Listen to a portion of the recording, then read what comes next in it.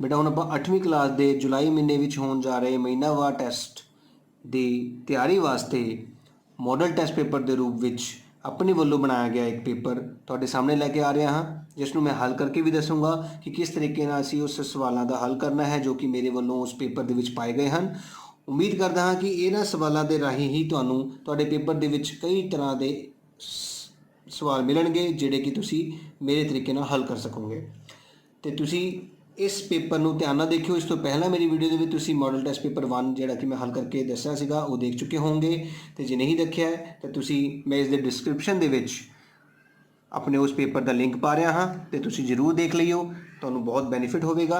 हुण देखो बेटा, -5/7 का जोड़ात्मक उल्ट पहला सवाल साडा जिहड़ा है, पहले 8 सवाल एक नंबर के होणगे, जिहदे विचों पहला सवाल है -5/7 का जोड़ात्मक उल्ट। बेटा जोड़ात्मक उल्ट दे विच की हुंदा है बेटा, आपां रकम का चिन्ह चेंज करते हैं बस। इसका मतलब आंसर की होएगा 5/7, क्योंकि माइनस नूं की बनाता गया है प्लस।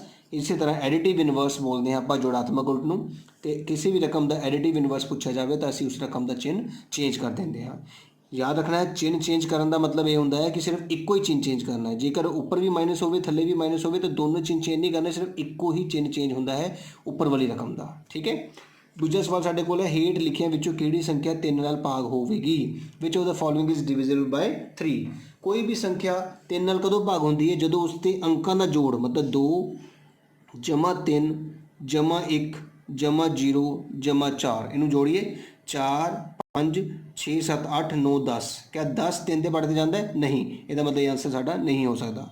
2 1 3 4 2 4 ते 2 6 7 8 9 10 11 12 12 3 से पढ़ते जाता है, इस करके ये संख्या 3 के पढ़े ते जाएगी।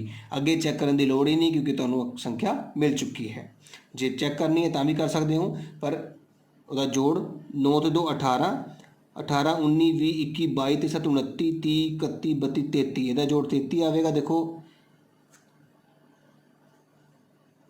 बेटा ਇਹਦਾ जोड़ 33 नहीं 26 आएगा। 9 ਤੇ 2 11 करना से 18 बोल गए थे, 26 ਤੇ ਇਹਦਾ 19, तो सिर्फ एको ही संख्या है जी 3 ਦੇ बढ़ते जा रही है, इस करके ये साडा आंसर होएगा। तीजे सवाल के क्या गया, 6 बराबर Z जमा 2 Z का मुल पता करना है। इफ 6 बराबर 6 बराबर Z प्लस 2 फाइंड Z। तो मैं तुहानूं दस चुका पहले ही सवाल कि एक घर चलदा एक घर बगैर चलदा, मतलब 6 बराबर Z जमा 2 है। तुसीं देख सकते हो कि 2 दे विच किहनूं जोड़ीए कि 6 आ जाए। तुहाडे सामने है 4 4 जमा 2 6 होंदा, फिर भी तुहानूं पता है कि 2 नूं असीं उस घर भेजांगे। Z 6 माइनस 2 बराबर Z 6 चों दोगे 4 4 तुहाडा आंसर होएगा। चतुर्भुज जिस विच सारी भुजावां बराबर होंदियां हन। पहला है आयत। बेटा आयत या रैक्टेंगल दे विच आमने सामने वाली भुजावां बराबर होंदियां, चारे भुजावां बराबर नहीं होंदियां। समांतर चतुर्भुज थोड़ा टेढ़ा होंदा, पर इहदे विच भी बेटा आमने सामने वाली भुजावां बराबर होंदियां, सारियां बराबर नहीं होंदियां। इस गल का ध्यान रखना है। ट्रपीजियम समलंब, समलंब विच मैं तुहानूं कहा सीगा उपरी भुजा छोटी होंदी है, थलड़ी वड्डी पर समांतर होंदियां ने, इस करके इहदियां चारे भुजावां बराबर नहीं हो सकदियां। स्क्वायर वर्ग, स्क्वायर दी बेटा चारों साइडां बराबर होंदियां हन, इस करके चौथा पार्ट साडा आंसर होएगा। अगला है समांतर चतुर्भुज विच सन्मुख भुजावां होंदियां हन। समांतर चतुर्भुज मैं तुहानूं दस चुका है, समांतर चतुर्भुज विच आमने सामने वाली भुजावां बराबर भी होंदियां ने ते समांतर भी होंदियां हन। बराबर अते समांतर इक्वल एंड पैरेलल बिल्कुल सही आंसर होएगा। जेकर दो संख्यावां का अनुपात 7:5 है तो उन्हां दा अंतर मैं तुहानूं पहले समझा चुका। जदों भी कोई संख्या अनुपात विच होवे तो असीं उसनूं x नाल गुणा करते हैं, 7x ते 5x। इस गल का ध्यान रखना है। हुण 7x ते 5x का अंतर की हुंदा है तुहानूं सारिआं नूं पता है। 7 दे विचों 5 गए 2x, तो साडा अंतर कितना आया है 2x आया है इस सवाल का। इस तरह साढ़े 6 सवाल पूरे हो गए ने बेटा। एक संख्या नूं 5 नाल गुणा की जाए, देखो ध्यान नाल, संख्या नूं x मान लेने, तो संख्या नूं 5 नाल गुणा की बन गया 5x। 2 जोड़िया जाता है, 2 जोड़ दिता गया। एक संख्या नूं 5 नाल गुणा करनी है, 2 जोड़ना है तो सानू 12 प्राप्त होता है। समीकरण बनाओ, ये साडा आंसर हो गया। इफ़ अ नंबर मतलब x इज मल्टीप्लाई बाय 5 तो 5x हो गया, and 2 is add plus 2, 5x plus 2 we get equal to 12। किसी भी नंबर नूं 5 नाल गुणा करके जे 2 जोड़िए तो सानू 12 प्राप्त होता है। सिर्फ समीकरण बनानी सी, असीं बना चुके हैं। अगला सवाल है 5 - 3x की 2 एक दो पदी है।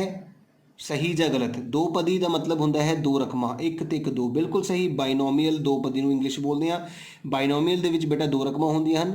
ਮੋਨੋਮੀਅਲ ਇੱਕ ਪਦੀ ਨੂੰ ਇੰਗਲਿਸ਼ ਬੋਲਦੇ ਆ ਮੋਨੋਮੀਅਲ, ਇੱਕ ਪਦੀ ਵਿੱਚ ਇੱਕ ਰਕਮ ਹੁੰਦੀ ਹੈ। ਤੇ ਬਿਲਕੁਲ ਸਹੀ ਕਹਿ ਰਿਹਾ ਉਹ, ਸਾਡਾ ਸਹੀ ਆਨਸਰ ਹੋਏਗਾ। ਇਸ ਤਰ੍ਹਾਂ ਸਾਡੇ 8 ਸਵਾਲ ਇੱਕ ਇੱਕ ਨੰਬਰ ਦੇ ਹੋ ਚੁੱਕੇ ਹਨ। ਹੁਣ ਅਸੀਂ 2 ਨੰਬਰ ਵਾਲਾ ਸਵਾਲ ਕਰਨ ਜਾ ਰਹੇ ਹਾਂ। ਧਿਆਨ ਨਾਲ ਦੇਖਿਓ ਬੇਟਾ। सवाल है हल करना है 2x बटा 3 बराबर 18। मैं तुहानूं पहले समझा चुका है कि जे कोई भिन्न होवे तो आ रकम जिहड़ी है ऊपर जाके गुणा करती है क्योंकि इत्थे भाग कर रही है। तो 2x बराबर आ गया 18 गुणा 3। 18 ਨੂੰ 3 ਨਾਲ गुणा करके सारिਆਂ ਨੂੰ पता है 54 आंदा है, नहीं तो गुणा करके देख सकते हो। ਹੁਣ 2 भाग करेगा जाके क्योंकि गुणा कर रहा है 54 बटा 2। 54 का अद्धा सारिਆਂ ਨੂੰ पता है 27 रुपये होंदा है। x का मुल कितना हो गया 27 आंसर होगा। अगला भाग देखो बेटा 10वां सवाल ध्यान ਨਾਲ देखियो बेटा। ਹੁਣ x ਦਾ ਮੁੱਲ ਪਤਾ ਕਰਨਾ ਹੈ, फाइंड x। ਇਹ ਤੁਹਾਨੂੰ ਸਾਰਿਆਂ ਨੂੰ ਪਤਾ ਹੈ ਕਿ ਇੱਕ ਚਤੁਰਭੁਜ ਹੈ ਤੇ ਚਤੁਰਭੁਜ ਦੇ ਚਾਰੇ ਕੋਣਾਂ ਦਾ ਜੋੜ ਮੈਂ ਤੁਹਾਨੂੰ ਯਾਦ ਕਰਾਇਆ ਸੀਗਾ ਕਿ ਕਿੰਨਾ ਹੁੰਦਾ ਹੈ 360 ਹੁੰਦਾ ਹੈ। ਇਹਦਾ ਮਤਲਬ 50 ਜਮਾ 130 ਜਮਾ 120 ਜਮਾ x ਕਿਹਦੇ ਬਰਾਬਰ ਰੱਖਾਂਗੇ ਅਸੀਂ 360 ਤੇ। ਬਿਲਕੁਲ ਠੀਕ ਯਾਦ ਰੱਖਣਾ, ਜਦੋਂ ਵੀ ਚਾਰ ਕੋਣਾਂ ਦਾ ਜੋੜ ਜਿਹੜਾ ਹੁੰਦਾ ਹੈ ਉਹ 360 ਹੁੰਦਾ ਹੈ। ਹੁਣ ਆਪਾਂ ਇਹਨਾਂ ਤਿੰਨਾਂ ਰਕਮਾਂ ਨੂੰ ਜੋੜਾਂਗੇ 130 120 ਤੇ 50 ਨੂੰ बेटा 3 4 5 5 10 0 ਉੱਪਰ 1 300 ਆ ਗਿਆ। ਇਹਦਾ ਮਤਲਬ 300 ਜਮਾ x ਕਿਹਦੇ ਬਰਾਬਰ ਆ ਗਿਆ 360 ਦੇ। ਤਾਂ x ਕਿਹਦੇ ਬਰਾਬਰ ਆਏਗਾ 360 ਮਾਈਨਸ 300 ਦੇ। ਤਾਂ x ਬਰਾਬਰ ਆ ਗਿਆ 60 ਜੋ ਕਿ ਸਾਡਾ ਇਸ ਸਵਾਲ ਦਾ ਆਨਸਰ ਹੋਏਗਾ। अगला सवाल 11वां बेटा 4 नंबर वास्ते है। ध्यान नाल देखना है। एक समबहुभुज ਦੇ ਹਰੇਕ ਬਾਹਰੀ ਕੋਣ ਦਾ ਮਾਪ ਪਤਾ ਕਰੋ। मैं ਤੁਹਾਨੂੰ ਪਹਿਲਾਂ ਵੀ ਸਮਝਾਇਆ ਸੀਗਾ ਇਹ ਚੈਪਟਰ ਦੇ ਵਿੱਚ, ਜਦੋਂ ਮੇਰਾ ਤੀਜਾ ਚੈਪਟਰ ਸਮਝਾਇਆ ਗਿਆ ਤੁਹਾਨੂੰ। ਬਾਹਰੀ ਕੋਣ ਪਤਾ ਕਰਨੀ ਹੋਣਗੀਆਂ ਤਾਂ ਭੁਜਾਵਾਂ ਦਿੱਤੀਆਂ ਹੋਣਗੀਆਂ। ਜੇ ਭੁਜਾਵਾਂ ਪਤਾ ਕਰਨੀਆਂ ਹੈ ਤਾਂ ਬਾਹਰੀ ਕੋਣ ਦੇਣਾ ਪਏਗਾ। ਤੇ ਦੋਨਾਂ ਕੇਸਾਂ ਦੇ ਵਿੱਚ ਅਸੀਂ ਕਰਨਾ ਕੀ ਹੁੰਦਾ 360 ਨਾਲ ਭਾਗ ਕਰਨੀ ਹੁੰਦੀ ਹੈ। ਬਸ ਇੱਕ ਚੀਜ਼ ਧਿਆਨ ਰੱਖਣੀ ਹੈ, ਬਾਹਰੀ ਕੋਣ ਕੱਢਣਾ ਹੈ ਤਾਂ ਭੁਜਾਵਾਂ ਪਤਾ ਹੋਣੀ ਚਾਹੀਦੀਆਂ ਹਨ, ਭੁਜਾਵਾਂ ਕੱਢਣੀਆਂ ਹਨ ਤਾਂ ਬਾਹਰੀ ਕੋਣ ਪਤਾ ਹੋਣਾ ਚਾਹੀਦਾ। ਸਾਡਾ ਫਾਰਮੂਲਾ ਕੀ ਹੁੰਦਾ ਹੈ ਤੁਸੀਂ ਦੇਖ ਸਕਦੇ ਹੋ ਕਿ ਸਾਡੇ ਕੋਲ ਸਿਰਫ ਦੋ ਫਾਰਮੂਲੇ ਹੁੰਦੇ ਨੇ ਬੇਟਾ। ਜੇ ਬਾਹਰੀ ਕੋਣ ਕੱਢਣਾ ਹੈ ਤਾਂ 360 ਨੂੰ ਆਪਾਂ ਭੁਜਾਵਾਂ ਨਾਲ ਭਾਗ ਕਰਨੀ ਹੁੰਦੀ ਹੈ, ਤੇ ਜੇ ਭੁਜਾਵਾਂ ਕੱਢਣੀਆਂ ਨੇ ਤਾਂ 360 ਨੂੰ ਬਾਹਰੀ ਕੋਣ ਨਾਲ ਭਾਗ ਕਰਨੀ ਹੁੰਦੀ ਹੈ। ਮਤਲਬ ਦੋਨੋਂ ਕੇਸਾਂ ਦੇ ਵਿੱਚ ਅਸੀਂ ਭਾਗ ਕਰਨੀ ਹੁੰਦੀ ਹੈ 360 ਨੂੰ ਜੋ ਰਕਮ ਦਿੱਤੀ ਹੈ। ਤੇ ਇਹਦਾ ਮਤਲਬ ਅਸੀਂ ਹੁਣ ਬਾਹਰੀ ਕੋਣ ਕੱਢਣਾ ਹੈ ਤਾਂ ਅਸੀਂ 360 ਉੱਪਰ ਰੱਖਾਂਗੇ ਤਾਂ ਥੱਲੇ ਕੀ ਰੱਖਾਂਗੇ ਭੁਜਾਵਾਂ ਮਤਲਬ 9। ਹੁਣ 360 ਨੂੰ 9 ਨਾਲ ਭਾਗ ਕਰਨ ਲੱਗੇ ਆ। ਧਿਆਨ ਨਾਲ ਦੇਖਿਓ 9 ਚੌਕਾ 36 ਬਕਾਇਆ 0 ਆ 0 ਉੱਪਰ ਲੱਗ ਗਿਆ। ਇਹਦਾ ਮਤਲਬ 40 ਹੋਊਗਾ ਡਿਗਰੀ ਸਾਡਾ ਬਾਹਰੀ ਕੋਣ ਦਾ ਆਨਸਰ ਬੇਟਾ। ਇਸੇ ਸਵਾਲ ਦਾ ਬੇਟਾ ਜਾਂ ਵਾਲਾ ਪਾਰਟ ਹੈ 11ਵੇਂ ਸਵਾਲ ਜਿਹੜਾ 4 ਨੰਬਰ ਦੇ ਵਿੱਚ ਆਣਾ ਹੈ। ਤੁਹਾਨੂੰ ਦੋ ਸਵਾਲਾਂ ਦੇ ਵਿੱਚੋਂ ਕੋਈ ਇੱਕ ਸਵਾਲ ਕਰਨਾ ਹੋਏਗਾ। ਦਿੱਤੇ ਚਿੱਤਰ ਵਿੱਚ x ਤੇ y ਦਾ ਮੁੱਲ ਪਤਾ ਕਰਨਾ ਹੈ। GUNS ਇਜ਼ ਅ ਪੈਰੇਲਲੋਗ੍ਰਾਮ ਜਿਹੜਾ ਹੈ ਸਮਾਂਤਰ ਚਤੁਰਭੁਜ ਜਿਹੜਾ ਹੁੰਦਾ ਹੈ, ਇਸ ਦੀਆਂ ਆਮਣੇ ਸਾਹਮਣੇ ਵਾਲੀਆਂ ਭੁਜਾਵਾਂ ਬੇਟਾ ਬਰਾਬਰ ਹੁੰਦੀਆਂ ਹਨ। ਯਾਦ ਰੱਖਣਾ ਹੈ ਸਮਾਂਤਰ ਚਤੁਰਭੁਜ ਦੀਆਂ ਆਮਣੇ ਸਾਹਮਣੇ ਵਾਲੀ ਭੁਜਾਵਾਂ ਬਰਾਬਰ ਹੁੰਦੀਆਂ। ਇਹਦਾ ਮਤਲਬ 3x ਕਿਹਦੇ ਬਰਾਬਰ ਹੋਏਗਾ 3x ਤੁਹਾਡਾ 18 ਦੇ ਬਰਾਬਰ ਹੋਏਗਾ ਤੇ ਇਧਰੋਂ 3y ਮਾਈਨਸ 1 ਤੁਹਾਡਾ 26 ਦੇ ਬਰਾਬਰ ਹੋਏਗਾ। ਬਹੁਤ ਹੀ ਸੌਖਾ ਸਵਾਲ ਬੇਟਾ। ਆਮਣੇ ਸਾਹਮਣੇ ਵਾਲੀਆਂ ਭੁਜਾਵਾਂ ਤੁਸੀਂ ਬਰਾਬਰ ਕਰਨੀਆਂ ਨੇ। ਇੱਥੋਂ x ਦਾ ਮੁੱਲ ਪਤਾ ਕਰਾਂਗੇ ਤਾਂ 18 ਬਟਾ 3 ਹੋ ਜਾਏਗਾ ਕਿਉਂਕਿ 3 ਗੁਣਾ ਕਰ ਰਿਹਾ ਭਾਗ ਕਰੇਗਾ 3 6 18 ਤਾਂ x ਦਾ ਮੁੱਲ ਤੁਹਾਡਾ ਆ ਗਿਆ ਹੈ 6। ਇੱਧਰੋਂ 3y ਬਰਾਬਰ 1 ਮਾਈਨਸ ਦਾ ਉੱਧਰ ਭੇਜਾਂਗੇ 26 ਜਮਾ 1 27 ਹੋ ਗਿਆ ਤਾਂ 3y ਬਰਾਬਰ 27 ਤਾਂ y ਦਾ ਮੁੱਲ ਹੋ ਗਿਆ 27 ਬਟਾ 3 ਤੇ 3 ਦੇ ਬਾਰੇ ਤੇ 27 ਆਉਂਦਾ ਹੈ 9 ਤੇ ਇਸ ਤਰ੍ਹਾਂ ਅਸੀਂ x ਤੇ y ਦਾ ਮੁੱਲ ਪਤਾ ਕਰ ਲਿਆ ਹੈ। ਬਹੁਤ ਹੀ ਸੌਖਾ ਸਵਾਲ ਬੇਟਾ 4 ਨੰਬਰ ਲਈ।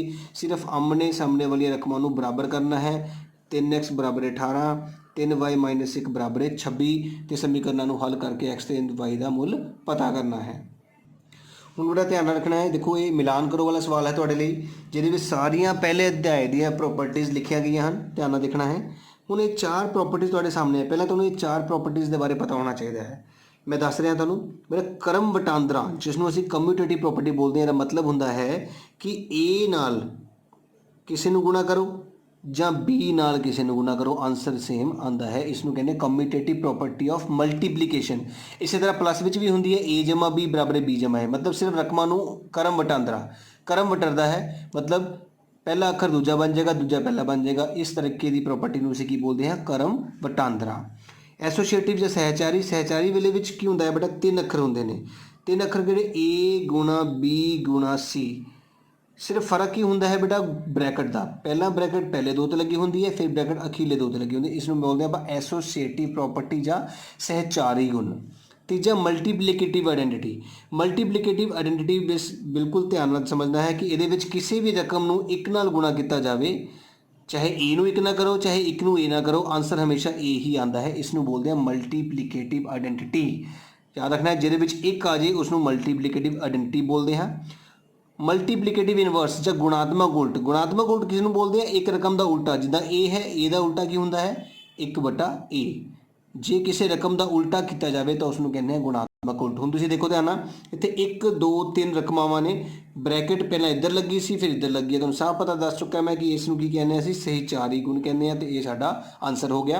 ये देखो एक आ गया, किसी भी रकम नूं एक ना गुणा करिए या एक नूं उसे रकम ना करिए तो वही रकम आ जाती है, सानूं मल्टीप्लिकेटिव आइडेंटिटी या गुणात्मक तत्सम कहा जाता है। ए नूं बी ना गुणा करो या बी नूं ए ना गुणा करो, तुहानूं मैं दस चुका है कि इसनूं असीं की कहने हैं गुणाकरम वटांदरा या कॉम्यूटेटिव। तो हुण ये की बन गया तुहाडा मल्टीप्लिकेटिव इनवर्स। देखो रकम का उल्ट क्रम होया है, 29 ऊपर चला गया तो 19 थले चला गया, इस करके इसनूं की कहने असीं मल्टीप्लिकेटिव इनवर्स या गुणात्मक उल्ट। बहुत सौखे तरीके नाल तुहानूं दस्सिया गया है कि किस तरह असीं पहचानना है कि साडे कोल किहड़ी प्रॉपर्टी किहड़ा गुण लग रहा है। बेटा हुण 12वें सवाल का जां पार्ट असीं 12वें सवाल के पहले पार्ट दे विच मिलान करो किया सीगा। हुण जां वाले पार्ट दे विच असीं कुछ खाली थावां नूं भर रहे ने, ध्यान नाल देखना है। शिफर दा उल्ट क्रम डैश है, जीरो हैज़ डैश रेसिप्रोकल। याद रखना है शिफर दा उल्ट क्रम संभव नहीं है।